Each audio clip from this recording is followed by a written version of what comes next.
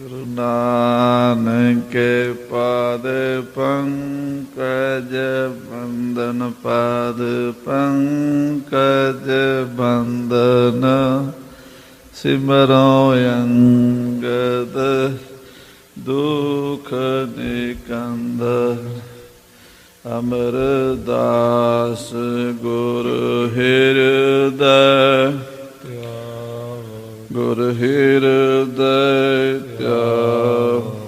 ਸ੍ਰੀ ਗੁਰੂ ਰਾਮਦਾਸ ਗੁਣ ਗਾਵੋ।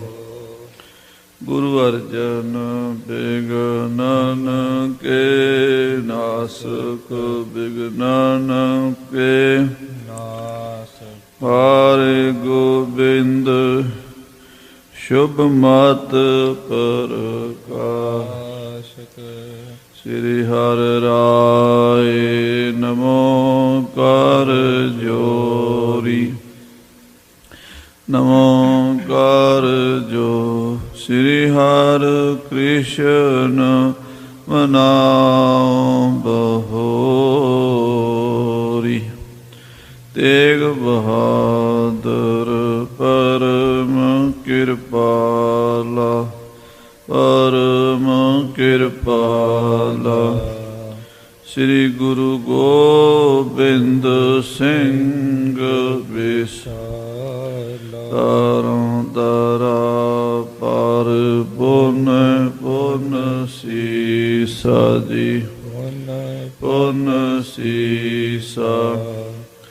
ਬੰਦੋਂ ਬਾਰ ਬਾਰ ਜਗਦੀਸਾ।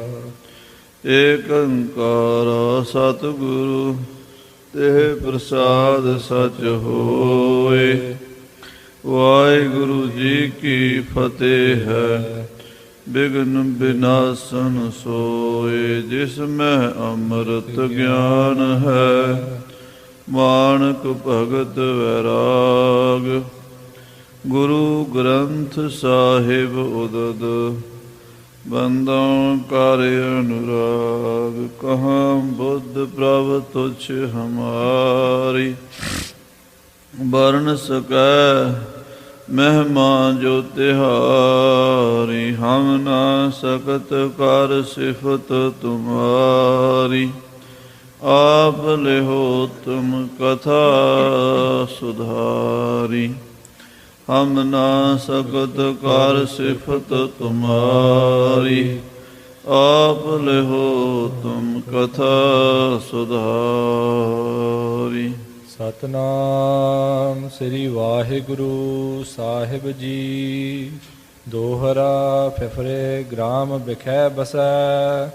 ਬਹਿਲੋ ਸ਼੍ਰੇਸ਼ਟ ਜਾਟ।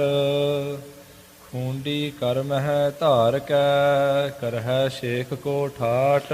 ਵਾਹਿਗੁਰੂ ਜੀ ਕਾ ਖਾਲਸਾ ਵਾਹਿਗੁਰੂ ਜੀ ਕੀ ਫਤਿਹ।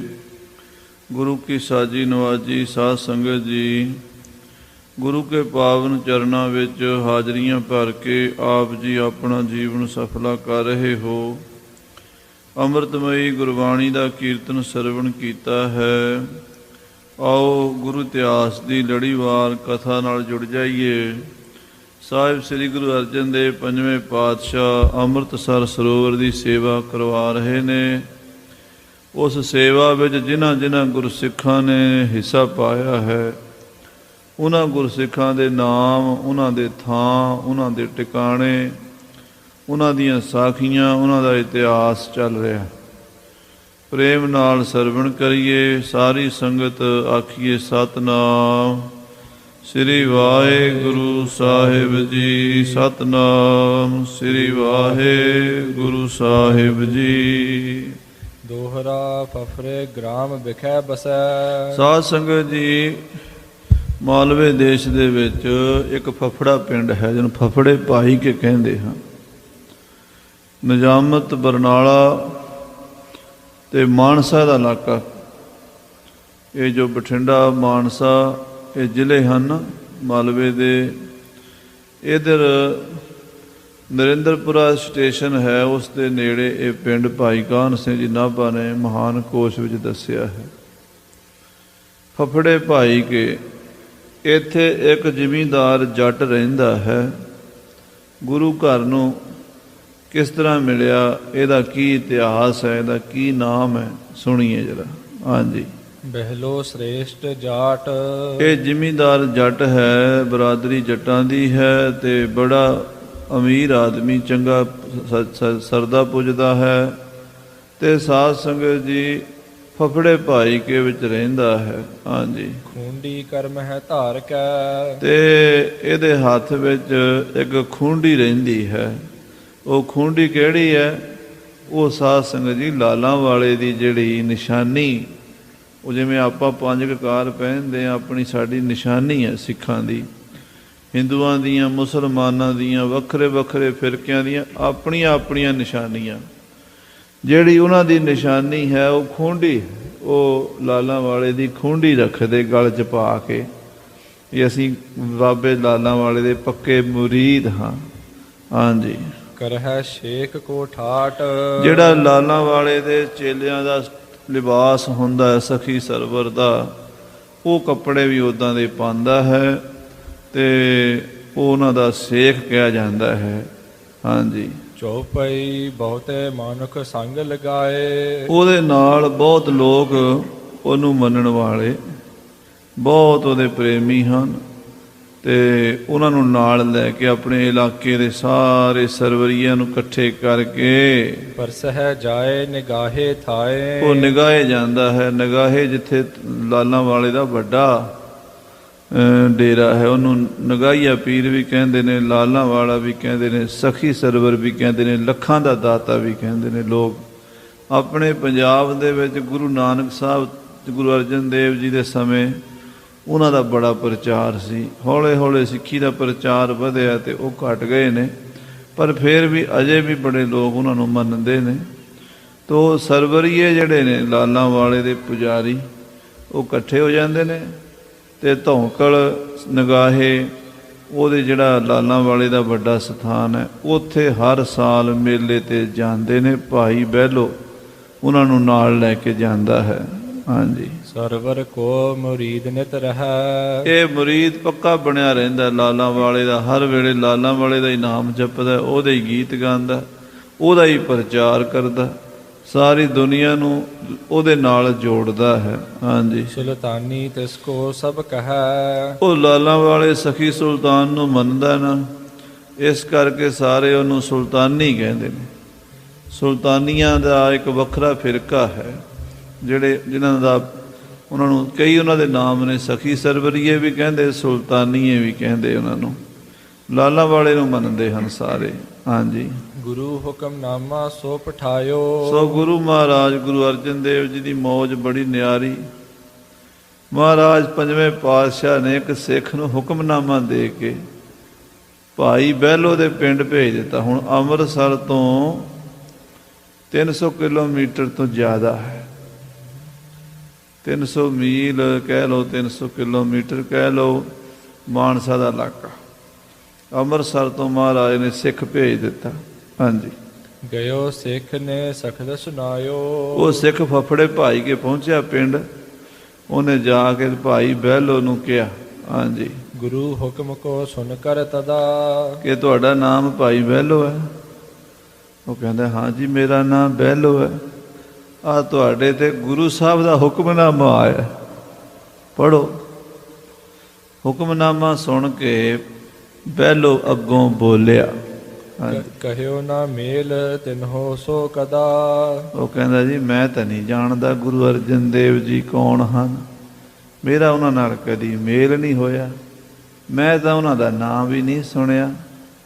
ਸੋ ਜਿਨ੍ਹਾਂ ਨੂੰ ਜਾਣਦਾ ਨਾ ਹੋਈਏ, ਜਿਨ੍ਹਾਂ ਨਾਲ ਕਦੀ ਕੋਈ ਮੁਲਾਕਾਤ ਨਾ ਹੋਈ ਹੋਵੇ, ਜਿਨ੍ਹਾਂ ਨਾਲ ਕੋਈ ਕੰਮ ਵੀ ਨਾ ਹੋਵੇ, ਉਹਨਾਂ ਕੋਲ ਜਾਣ ਦਾ ਕੋਈ ਤੁਕ ਨਹੀਂ ਬਣਦੀ। ਹਾਂਜੀ। ਹਮ ਕਬ ਮਿਲੇ ਨਹੀਂ ਕਬ ਗਏ। ਨਾ ਮੈਂ ਕਦੀ ਉਹਨਾਂ ਕੋਲ ਗਿਆ, ਨਾ ਉਹ ਕਦੀ ਮੇਰੇ ਕੋਲ ਆਏ ਨੇ। ਸਾਡੀ ਤਾਂ ਉਹਨਾਂ ਨਾਲ ਕੋਈ ਰਿਸ਼ਤੇਦਾਰੀ ਨਹੀਂ, ਕੋਈ ਜਾਣ ਪਛਾਣ ਨਹੀਂ। ਹਾਂਜੀ। ਲਿਖਣ ਪੜਨ ਕੋ ਪ੍ਰਥਮ ਨਾ ਭਏ। ਪਹਿਲਾਂ ਕਦੀ ਕੋਈ ਚਿੱਠੀ ਆਈ ਨਹੀਂ ਉਹਨਾਂ ਦੀ, ਮੈਂ ਕਦੀ ਉਹਨਾਂ ਨੂੰ ਚਿੱਠੀ ਪਾਈ ਨਹੀਂ। ਇਹ ਉਹਨਾਂ ਦੀ ਚਿੱਠੀ ਤੁਸੀਂ ਲੈ ਕੇ ਆਏ ਹੋ, ਪਤਾ ਨਹੀਂ ਉਹਨਾਂ ਨੇ ਮੈਨੂੰ ਕਿਉਂ ਯਾਦ ਕੀਤਾ। ਪਰ ਮੈਂ ਉਹਨਾਂ ਨੂੰ ਨਹੀਂ ਜਾਣਦਾ। ਹਾਂਜੀ, ਤਿਨ ਸਮੀਪ ਕਿਮ ਜਾਵਨ ਬਨ। ਇਸ ਕਰਕੇ ਮੈਂ ਉਹਨਾਂ ਕੋਲ ਕਿਉਂ ਜਾਵਾਂ? ਮੈਂ ਲਾਲਾਂ ਵਾਲੇ ਨੂੰ ਮੰਨਦਾ, ਆਪਣੇ ਪੀਰ ਨੂੰ ਛੱਡ ਕੇ ਮੈਂ ਕਿਸੇ ਹੋਰ ਗੁਰੂ ਨੂੰ ਨਹੀਂ ਜਾਣਦਾ। ਹਾਂਜੀ, ਦੇਖੋ ਕਰ ਵਿਚਾਰ ਨਿਜ ਮਨੈ। ਤੂੰ ਵੀ ਭਾਈ ਸਿਆਣਾ ਹੈ, ਸਿੱਖਾ, ਤੂੰ ਚਿੱਠੀ ਲੈ ਕੇ ਆਇਆ ਗੁਰੂ ਦੀ। ਜੇ ਮੈਂ ਤੁਹਾਡੇ ਗੁਰੂ ਨੂੰ ਜਾਣਦਾ ਹੀ ਨਹੀਂ ਤੇ ਫਿਰ ਗੁਰੂ ਨੂੰ ਕੀ ਲੋੜ ਹੈ ਮੇਰੇ ਕੋਲ ਚਿੱਠੀ ਪਾਉਣ ਦੀ?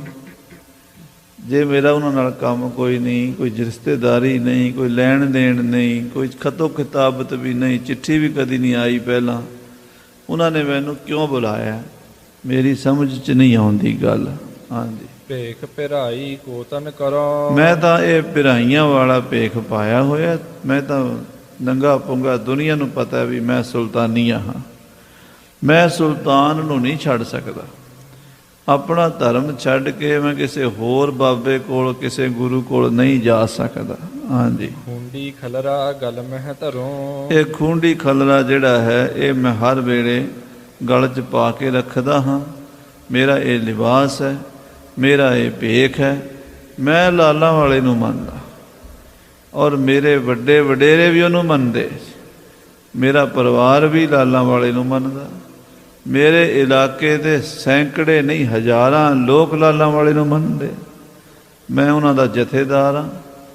ਇਸ ਕਰਕੇ ਮੈਂ ਆਪਣੇ ਪੀਰ ਨੂੰ ਜਾਣਦਾ, ਮੈਂ ਕਿਸੇ ਗੁਰੂ ਅਰਜਨ ਦੇਵ ਨੂੰ ਨਹੀਂ ਜਾਣਦਾ। ਹਾਂਜੀ, ਇਸੀ ਦੇਸ਼ ਕੇ ਨਰਗਨ ਸਾਰੇ। ਇਸ ਦੇਸ਼ ਦੇ ਜਿੰਨੇ ਵੀ ਲੋਕ ਨੇ, ਜਿੰਨੇ ਵੀ ਇਸ ਇਲਾਕੇ ਦੇ ਬੰਦੇ ਨੇ, ਉਹ ਸਾਰੇ ਲਾਲਾਂ ਵਾਲੇ ਨੂੰ ਹੀ ਮੰਨਦੇ ਨੇ। ਹਾਂਜੀ, ਮੁਝ ਸਨਮਾਨ ਹੈ ਚਲ ਹੈ ਪਿਛਾਰੇ। ਉਹ ਸਾਰੇ ਮੇਰੀ ਵੀ ਇੱਜ਼ਤ ਕਰਦੇ ਨੇ। ਮੈਂ ਭਿਰਾਈ ਹਾਂ। ਜਿਵੇਂ ਆਪਾਂ ਭਾਈ ਸਾਹਿਬ ਕਹਿੰਦੇ ਆ ਗ੍ਰੰਥੀ ਨੂੰ, ਉਹ ਆਪਣੇ ਗ੍ਰੰਥੀ ਨੂੰ ਭਿਰਾਈ ਸਾਹਿਬ ਕਹਿੰਦੇ ਨੇ। ਉਹ ਗ੍ਰੰਥੀ ਕਹਿ ਲਓ, ਉਹਨਾਂ ਦਾ ਪੁਜਾਰੀ ਕਹਿ ਲਓ, ਜੋ ਆਗੂ ਜਥੇਦਾਰ, ਉਹਨੂੰ ਭਿਰਾਈ ਕਹਿੰਦੇ। ਤੋ ਮੈਂ ਭਿਰਾਈ ਹਾਂ। ਸਾਰੀ ਦੁਨੀਆ ਮੇਰੇ ਪਿੱਛੇ ਤੁਰਦੀ ਹੈ। ਹਰ ਸਾਲ ਮੈਂ ਇਕੱਠੇ ਕਰਕੇ ਬੰਦੇ ਮੇਲੇ 'ਤੇ ਜਾਂਦਾ, ਨਿਗਾਹੇ ਜਾਂਦਾ ਹਾਂ।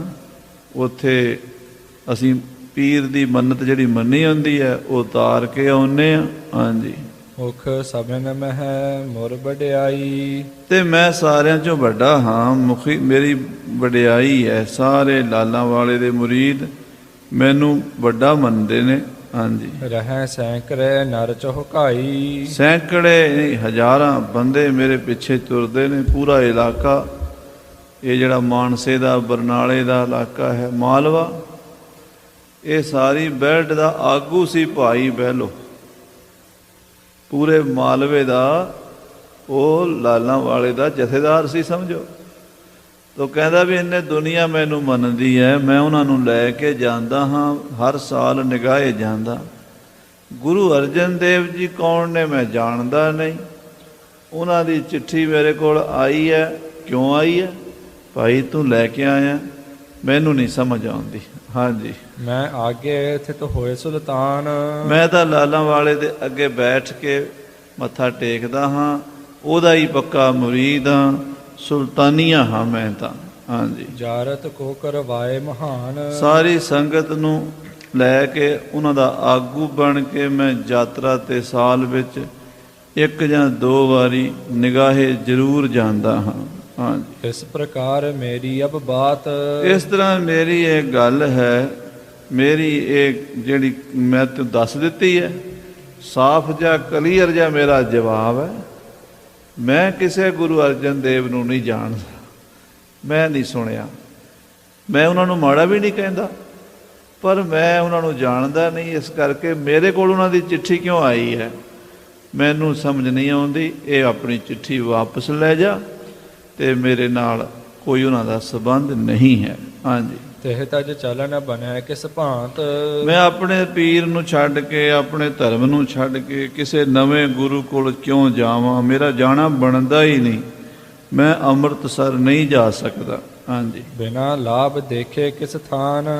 ਕਹਿੰਦੇ ਜਿੱਥੋਂ ਲਾਭ ਨਾ ਹੋਵੇ, ਜਿੱਥੋਂ ਕੋਈ ਫਾਇਦਾ ਨਾ ਹੋਵੇ, ਜਿੱਥੋਂ ਕੋਈ ਮਤਲਬ ਨਾ ਹੋਵੇ, ਹਾਂਜੀ।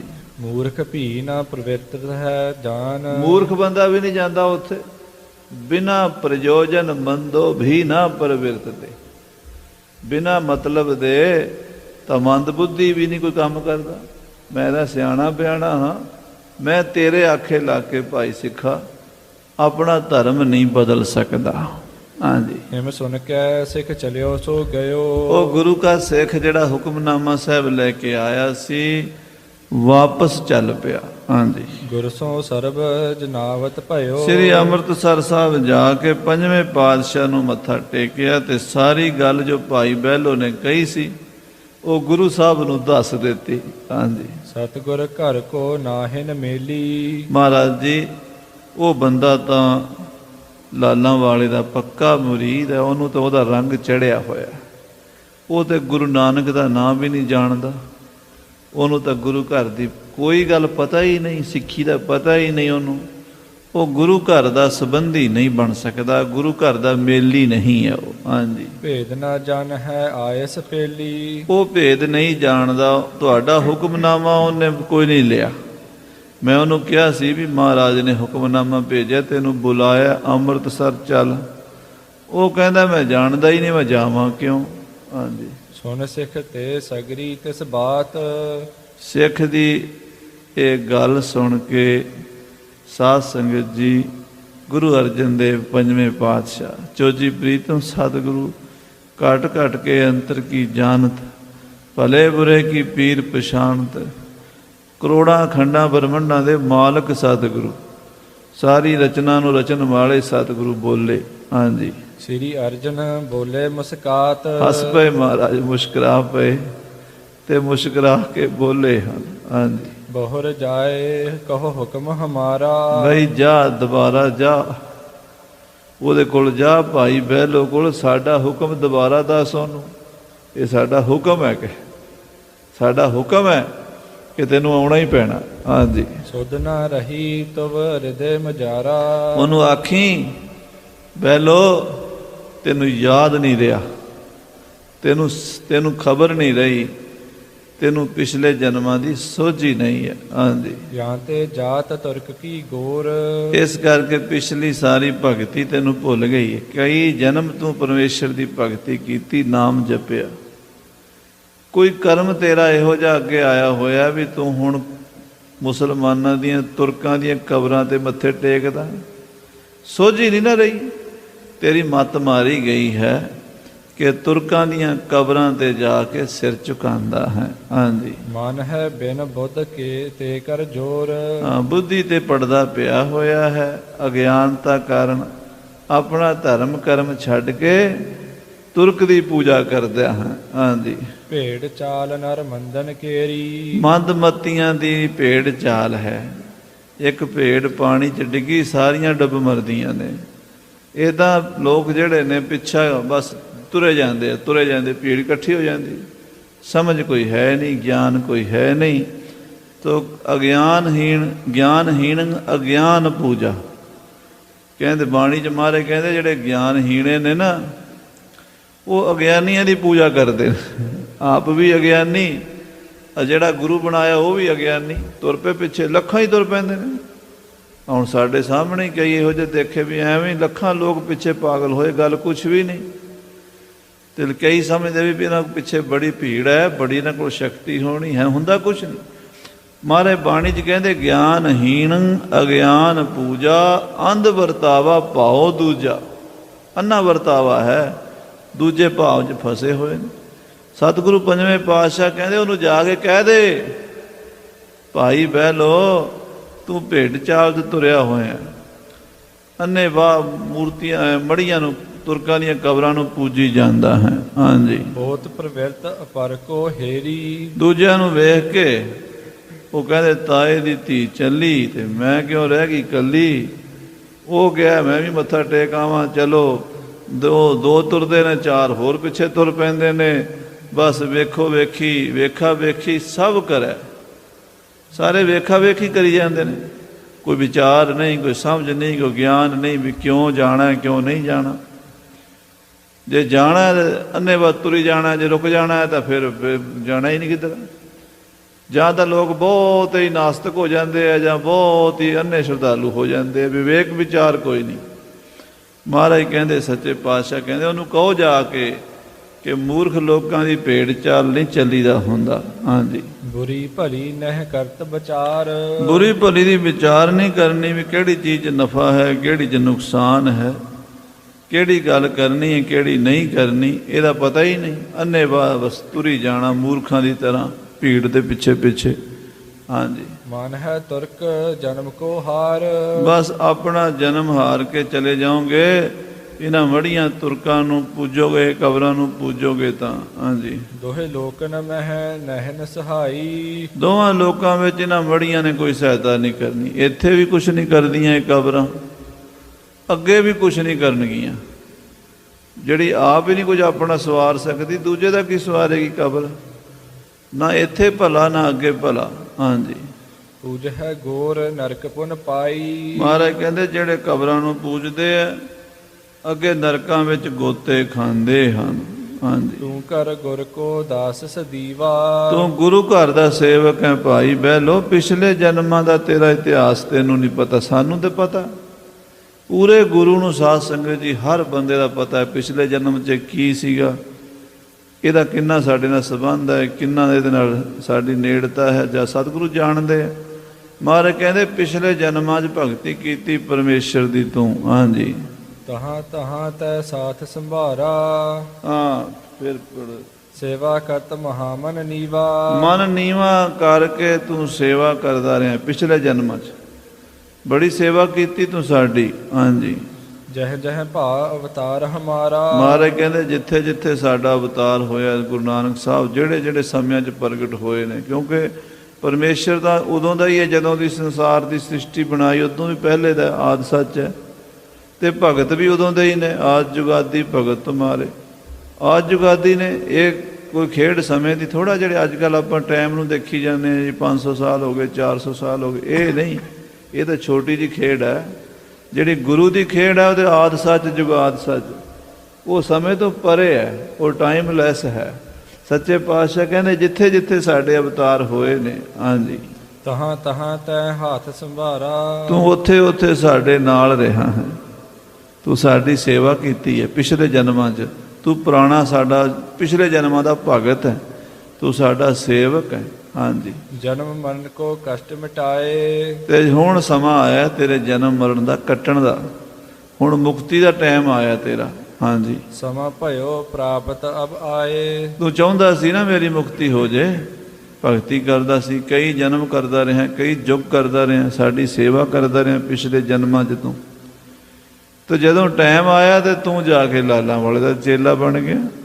ਹੁਣ ਸਮਾਂ ਸਾਡੇ ਕੋਲ ਆਉਣ ਦਾ, ਹੁਣ ਹੋਰ ਕਿਤੇ ਭਟਕ ਨਾ, ਆ ਜਾ ਸ੍ਰੀ ਅੰਮ੍ਰਿਤਸਰ ਸਾਹਿਬ। ਹਾਂਜੀ, ਅਨੇਕ ਜਨਮ ਮਹਿ ਘਾਲੀ ਘਾਲ।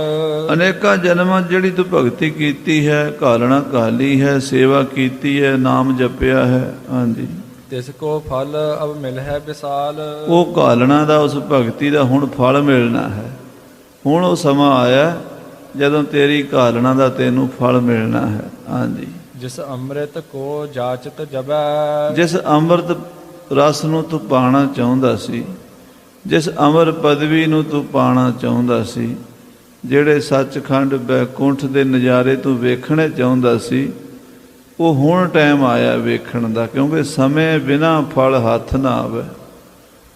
ਜ਼ਿਮੀਂਦਾਰ ਖੇਤਾਂ 'ਚ ਹਲ ਵਾਹੁੰਦਾ ਹੈ, ਵੱਤਰ ਵੇਖਦਾ ਹੈ, ਬੀਜ ਪਾਉਂਦਾ ਹੈ, ਪਾਣੀ ਦਿੰਦਾ ਹੈ, ਵਾੜ ਕਰਦਾ ਹੈ, ਗੋਡੀ ਕਰਦਾ ਹੈ, ਰੇਹ ਖਾਦ ਪਾਉਂਦਾ, ਫਿਰ ਟਾਈਮ ਆਉਂਦਾ ਅਤੇ ਫਲ ਲੱਗਦਾ। ਇੱਕੋ ਦਿਨ ਹੀ ਤਾਂ ਨਹੀਂ ਵੀ ਕਣਕ ਦਾ ਬੂਟਾ ਇੱਦਾਂ ਸੁੱਟਿਆ ਅਤੇ ਹੁਣੇ ਉੱਗ ਪਿਆ, ਇੱਦਾਂ ਤਾਂ ਨਹੀਂ ਹੁੰਦਾ।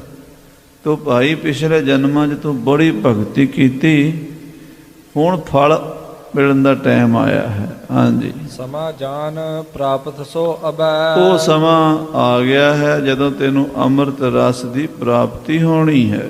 ਇਮ ਸੁਣ ਕੇ ਸਿੱਖ ਪੁਨ ਪੁਨ ਹੈ ਸਿਧਾਇਓ। ਇਸ ਤਰ੍ਹਾਂ ਮਹਾਰਾਜ ਸਾਹਿਬ ਜੀ ਪੰਜਮ ਪਾਤਸ਼ਾਹ ਜੀ ਦਾ ਬਚਨ ਪਾ ਕੇ ਸਿੱਖ ਦੁਬਾਰਾ ਗਿਆ। ਜਾਣਾ ਵੀ ਕੋਈ ਨੇੜੇ ਨਹੀਂ ਸੀ, 300 ਮੀਲ।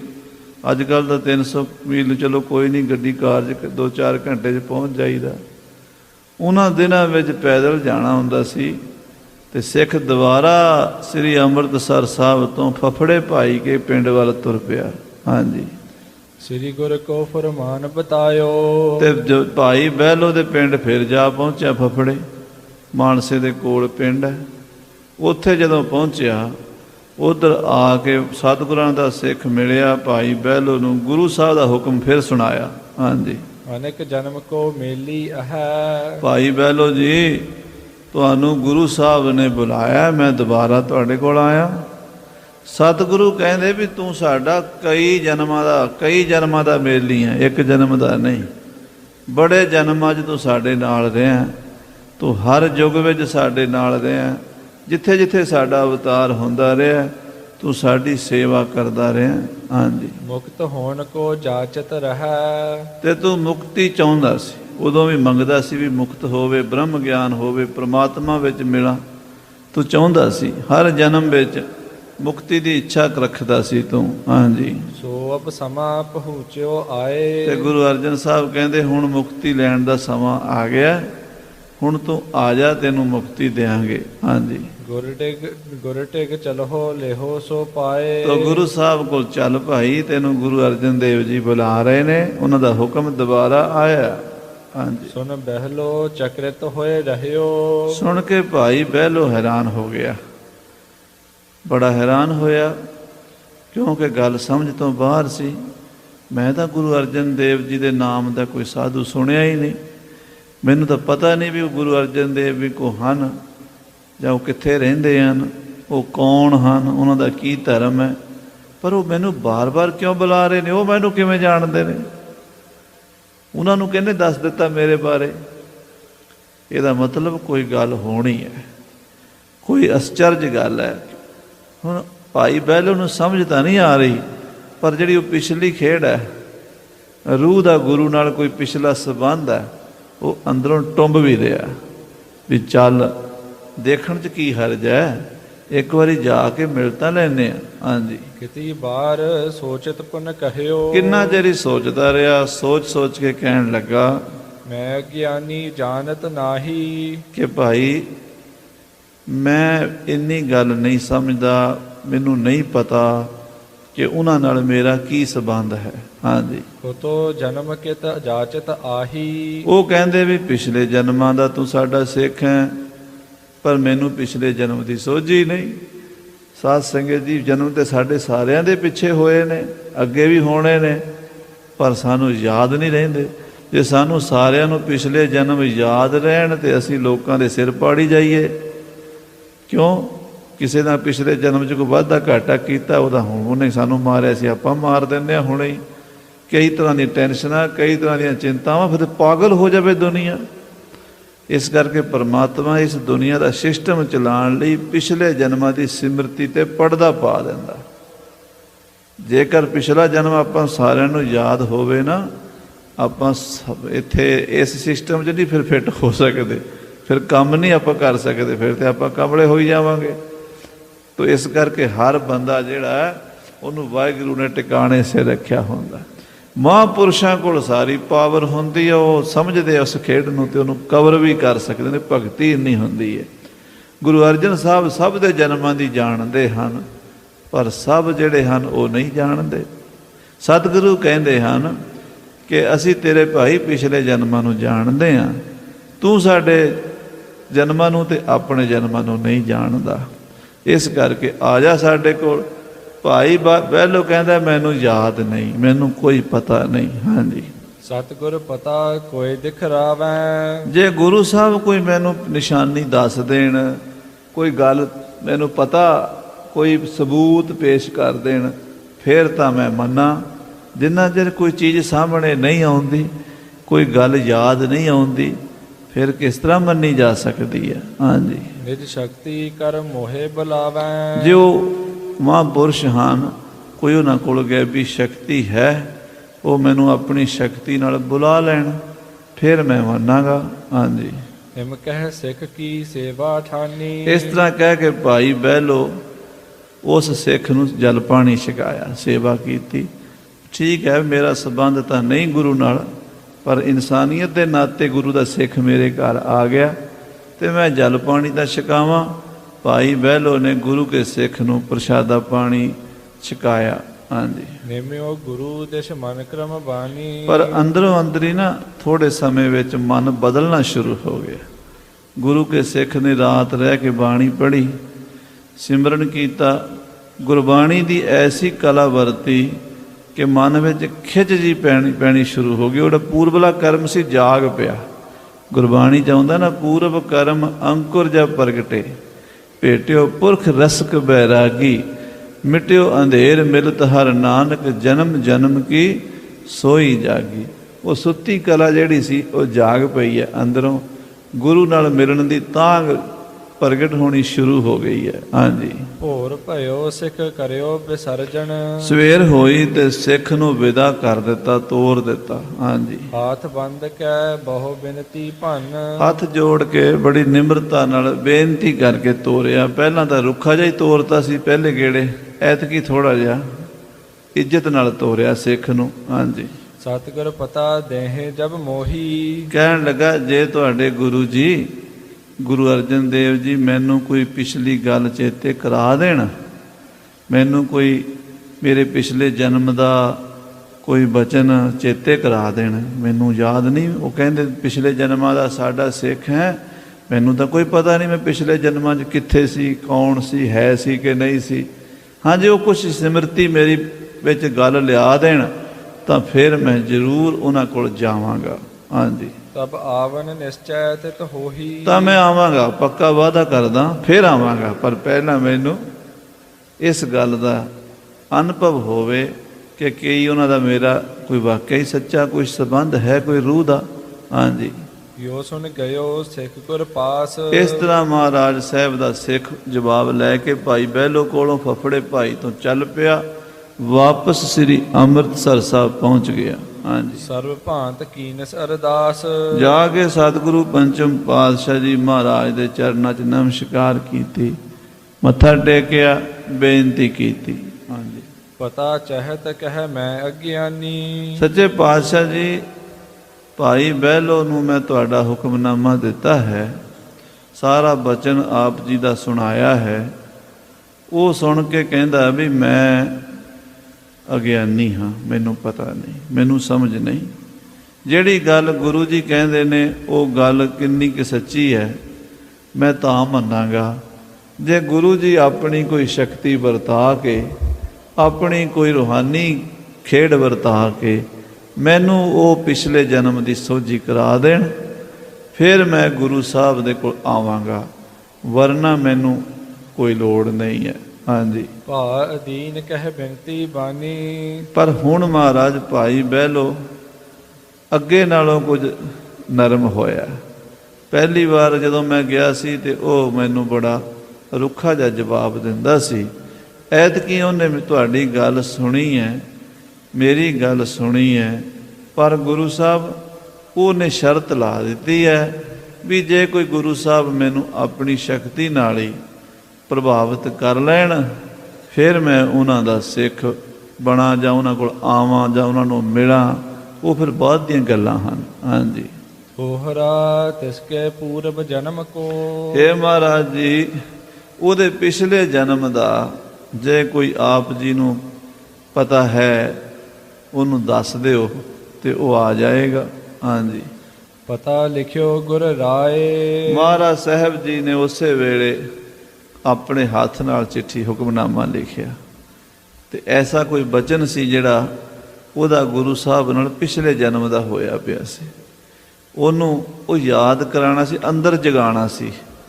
ਕਾਗਜ਼ ਦੇ ਉੱਤੇ ਪਾਤਸ਼ਾਹ ਨੇ ਉਹ ਲਿਖ ਦਿੱਤਾ। ਹਾਂਜੀ, ਕਾਗਜ਼ ਕਰਕੇ ਖਾਮ ਕੋ। ਤੇ ਉਹ ਕਾਗਜ਼ ਇਕੱਠਾ ਕਰਕੇ ਉਹਨੂੰ ਜਿਵੇਂ ਲਿਫਾਫੇ 'ਚ ਆਪਾਂ ਬੰਦ ਕਰ ਦਿੰਦੇ ਹਾਂ ਆਪਾਂ, ਸਾਧ ਸੰਗਤ ਜੀ ਉਹ ਚਿੱਠੀ ਬੰਦ ਕਰ ਦਿੱਤੀ ਸੱਚੇ ਪਾਤਸ਼ਾਹ ਨੇ। ਹਾਂਜੀ, ਦੀਨ ਹੋ ਸਿੱਖ ਪਠਾਏ। ਸਿੱਖ ਨੂੰ ਤੀਜੀ ਵਾਰ ਉਸੇ ਸਿੱਖ ਨੂੰ ਫਿਰ ਇਹ ਪਤਾ ਲਿਖ ਕੇ ਵੀ ਭੇਜ ਦਿੱਤਾ। ਹਾਂਜੀ, ਚੌਪਈ ਬਹਿਲੋ ਨਿਕਟ ਸਿੱਖ ਪੁਨ ਆਇਓ। ਇਹ ਤੀਜੀ ਵਾਰ ਗੁਰੂ ਕਾ ਸਿੱਖ ਫਫੜੇ ਭਾਈ ਪਿੰਡ ਵਿੱਚ ਆਇਆ।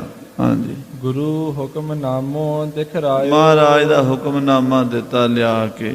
ਹਾਂਜੀ, ਲੇਕਰ ਸਿੱਖ ਤੇ ਸਿਰ ਪਰ ਰੱਖਿਓ। ਭਾਈ ਬਹਿਲੋ ਨੇ ਹੁਕਮਨਾਮਾ ਲੈ ਕੇ ਹੁਣ ਸਿਰ ਤੇ ਰੱਖਿਆ, ਸਤਿਕਾਰ ਨਾਲ ਮੱਥਾ ਟੇਕਿਆ। ਹਾਂਜੀ, ਖੋਲਿਓ ਕਾਗਦ ਪਠ ਸਭ ਲਖਿਓ। ਜਦੋਂ ਕਾਗਜ਼ ਖੋਲ੍ਹਿਆ, ਪੜ੍ਹਿਆ, ਤੇ ਜਿਹੜੀ ਗੱਲ ਅੰਦਰ ਗੁਪਤ ਸੀਗੀ ਉਹ ਜਦੋਂ ਪੜ੍ਹੀ ਤੇ ਗੁਰੂ ਦੇ ਹੱਥ ਦਾ ਲਿਖਿਆ ਹੋਇਆ ਗੁਰੂ ਦਾ ਬਚਨ ਉਹਦਾ ਆਪਣੀ ਕਲਾ ਵਰਤਾਂਦਾ ਹੀ ਵਰਤਾਂਦਾ। ਸਾਧ ਸੰਗਤ ਜੀ, ਗੁਰਬਾਣੀ 'ਚ ਵੀ ਇਹ ਸ਼ਕਤੀ ਹੈ।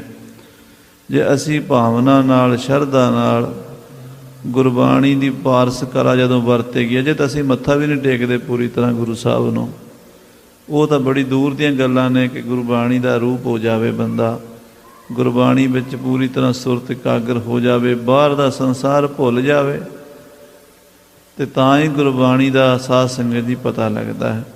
ਅਜੇ ਤਾਂ ਸਾਨੂੰ ਬਾਹਰਲੇ ਰੌਲੇ ਹੀ ਘੇਰੀ ਬੈਠੇ ਨੇ, ਤੇ ਗੁਰਬਾਣੀ ਸਾਡੇ 'ਤੇ ਕੀ ਕਲਾ ਵਰਤਾਵੇਗੀ।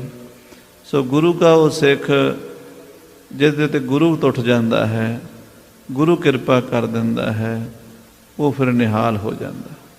ਭਾਈ ਬਹਿਲੋ ਜਦੋਂ ਮਹਾਰਾਜ ਸਾਹਿਬ ਜੀ ਦਾ ਹੁਕਮਨਾਮਾ ਪੜ੍ਹਿਆ ਤੇ ਕਪਾਟ ਖੁੱਲ੍ਹ ਗਏ। ਅੰਦਰਲੀ ਗੱਲ ਜਿਹੜੀ ਸੀ ਨਾ, ਖੁੱਲ੍ਹੜੇ ਕਪਾਟ ਨਾਨਕ ਸਤਿਗੁਰ ਭੇਟ ਤੇ, ਗੁਰਬਾਣੀ ਦਾ ਮਹਾਵਾਕ ਹੈ ਕਿ ਖੁੱਲ੍ਹੜੇ ਕਪਾਟ ਨਾਨਕ ਸਤਿਗੁਰ ਭੇਟ ਤੇ, ਗੁਰੂ ਦੀ ਕਲਾ ਵਰਤ ਗਈ। ਹਾਂਜੀ, ਪ੍ਰਥਮ ਜਨਮ ਕੇ ਇੱਕ ਦੋ ਪਤੇ। ਪਿਛਲੇ ਜਨਮਾਂ ਦੀਆਂ ਇੱਕ ਦੋ ਖਾਸ ਗੱਲਾਂ ਸਨ ਜਿਹੜੀਆਂ ਭਾਈ ਬਹਿਲੋ ਦੇ ਅੰਦਰ। ਸਾਧ ਸੰਗਤ ਜੀ, ਸਾਡਾ ਮਾਈਂਡ ਚੇਤਨ ਅਵਚੇਤਨ, ਕੌਂਸਸ ਸਬ ਕੌਂਸਸ ਅਨਕੌਂਸਸ, ਇਹ ਮਾਈਂਡ ਦੇ ਹਿੱਸੇ ਨੇ। ਤੋ ਕਈ 3 ਮੰਨਦੇ ਨੇ, ਕਈ 2 ਮੰਨਦੇ ਨੇ, ਮਨੋਵਿਗਿਆਨਕ ਵੀ। ਪਰ ਗੁਰਬਾਣੀ ਵਿੱਚ ਮਹਾਰਾਜ ਨੇ ਮਨੁਆ ਗੁਰਮੁਰ ਮਨਸਾ ਮਾਈ, ਜਿਨ ਮੋਕੋ ਸਭ ਕਿਰਿਆ ਪੜਾਈ। ਮਨ ਤੇ ਮਨਸਾ, ਚੇਤਨ ਤੇ ਅਵਚੇਤਨ, ਇਹ ਜ਼ਿਕਰ ਕੀਤਾ ਹੈ। ਬਹੁਤ ਸ਼ਬਦ ਸ੍ਰੀ ਗੁਰੂ ਗ੍ਰੰਥ ਸਾਹਿਬ ਜੀ ਵਿੱਚ ਆਉਂਦੇ ਨੇ। ਇਹੋ ਮਨ ਸ਼ਕਤੀ, ਇਹੋ ਮਨ ਸੀਓ, ਇਹੋ ਮਨ ਪੰਚ ਤਤ ਕੋ ਜੀਓ। ਇਹ ਮਨ ਲੈ ਜੋ ਉਨ ਮਨ ਰਹਿ, ਤੋ 3 ਲੋਕ ਕੀ ਬਾਤੈਂ ਕਹੈ। ਜਦੋਂ ਮਨ ਦੀ ਸਤ੍ਹਾ ਉੱਪਰ ਉੱਠਦੀ ਹੈ, 2 ਤਰ੍ਹਾਂ ਹੈ, ਇੱਕ ਤਾਂ ਥੱਲੇ ਮਾਇਆ ਵਾਲੇ ਪਾਸੇ ਮਨ ਜਾ ਰਿਹਾ ਹੈ, ਉਹ ਸਾਡਾ ਸਾਰਿਆਂ ਦਾ ਹੀ ਹੈ। ਜਿੱਧਰ ਜਿੱਧਰ ਮਨ ਜਾਂਦਾ, ਉੱਧਰ ਉੱਧਰ ਦਾ ਗਿਆਨ ਸਾਨੂੰ ਮਿਲੀ ਜਾਂਦਾ। ਜਿੱਧਰ ਜਿੱਧਰ ਸੰਸਾਰ ਦੇ ਪਦਾਰਥਾਂ ਵੱਲ ਸਾਡਾ ਮਨ ਜਾ ਰਿਹਾ, ਉੱਧਰ ਉੱਧਰ ਦਾ ਗਿਆਨ ਸਾਨੂੰ ਹੋ ਰਿਹਾ। ਬੁੱਧੀ ਉੱਧਰ ਉੱਧਰ ਕੰਮ ਕਰ ਰਹੀ ਹੈ, ਪਕੜ ਕਰ ਰਹੀ ਹੈ। ਪਰ ਜਦੋਂ ਇਹ ਮਨ ਉਨਮਨ ਵੱਲ ਜਾਂਦਾ, ਉੱਪਰ ਨੂੰ ਜਾਂਦਾ ਹੈ, ਫਿਰ ਉੱਧਰ ਦਾ ਗਿਆਨ, ਫਿਰ 3 ਲੋਕ ਕੀ ਬਾਤਾਂ ਕਹੈ, ਫਿਰ ਤਾਂ 3 ਲੋਕਾਂ ਦਾ ਗਿਆਨ ਪ੍ਰਗਟ ਹੋ ਜਾਂਦਾ ਹੈ। ਉਹ ਅਵਸਥਾ ਕਿਸੇ ਕਿਸੇ ਗੁਰਮੁਖ ਜਨ 'ਤੇ ਵਾਪਰਦੀ ਹੈ, ਸਾਰਿਆਂ 'ਤੇ ਨਹੀਂ।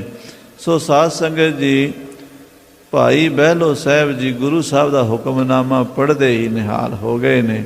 ਜਿਹੜੀਆਂ ਗੱਲਾਂ ਗੁਪਤ ਸੀਗੀਆਂ ਉਹ ਸਾਹਮਣੇ ਆ ਗਈਆਂ ਨੇ ਪਿਛਲੇ ਜਨਮਾਂ ਦੀਆਂ। ਹਾਂਜੀ, ਪਠ ਕਰ ਅਚਰਜ ਚਿਤ ਮਹਿ ਅਤੇ।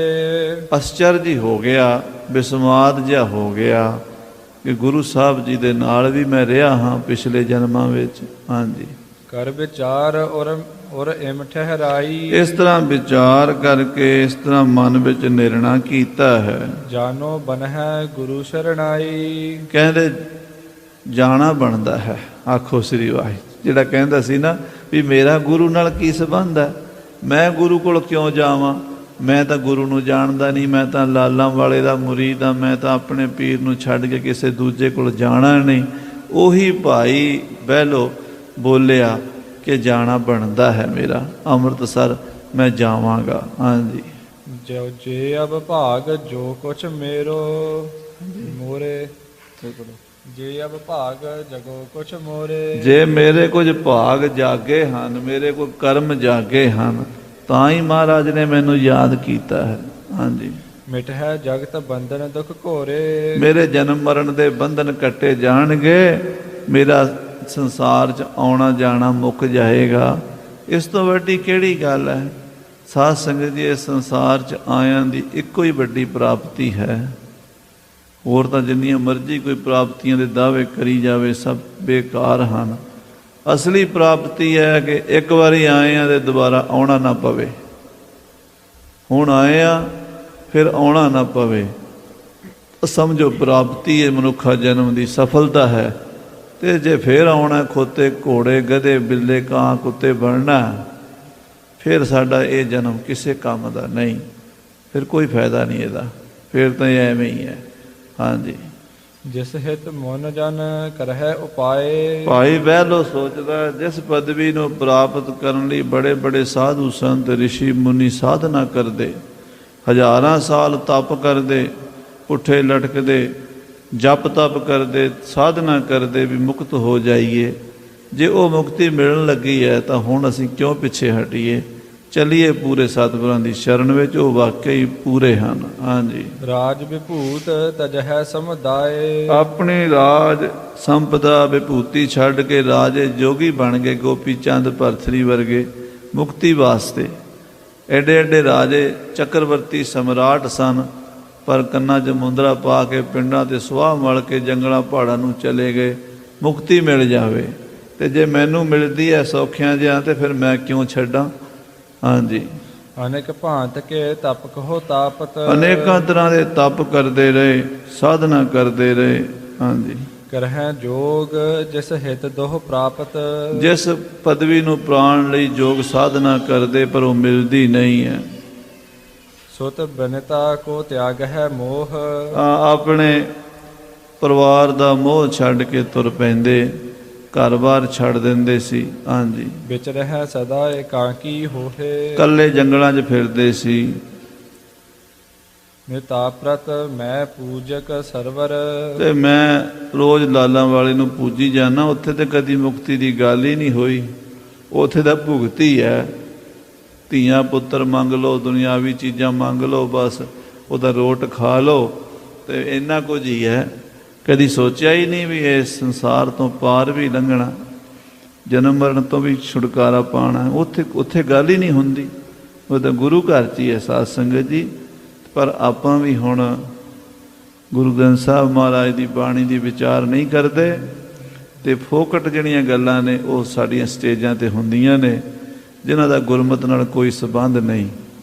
ਤੇ ਜਿਹੜੀ ਅਸਲ ਗੱਲ ਹੈ ਉਹ ਅਸੀਂ ਕਰਦੇ ਨਹੀਂ। ਉਹੀ ਹੈ, ਕਿਉਂ ਛੂਟੋਂ ਕੈਸੇ ਤਰੋਂ ਭਵਜਲ ਨਿਧ ਭਾਰੀ, ਰਾਖ ਰਾਖ ਮੇਰੇ ਬੀਠਲਾ ਜਨ ਸ਼ਰਨ ਤੁਮਾਰੀ।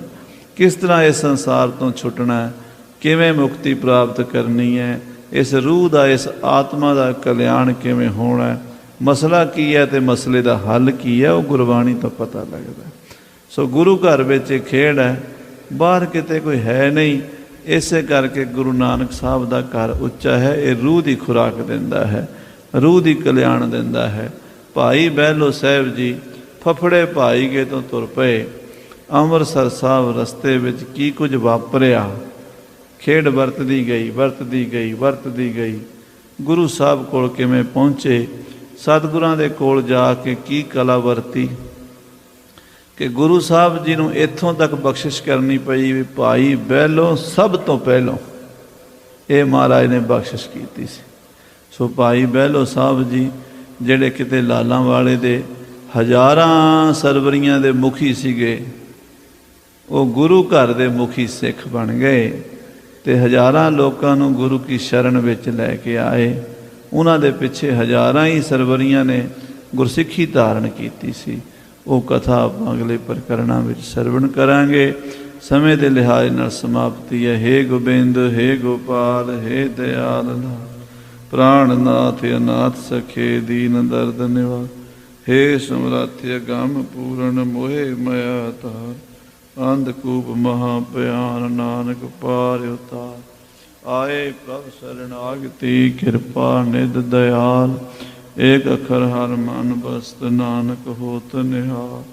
ਵਾਹਿਗੁਰੂ ਨਾਮ ਜਹਾਜ ਹੈ, ਚੜ੍ਹੇ ਸੋਤਰੇ, ਜੋ ਸ਼ਰਧਾ ਕਰ ਸੇਵੰਦੇ, ਗੁਰੂ ਪਾਰ ਉਤਾਰ।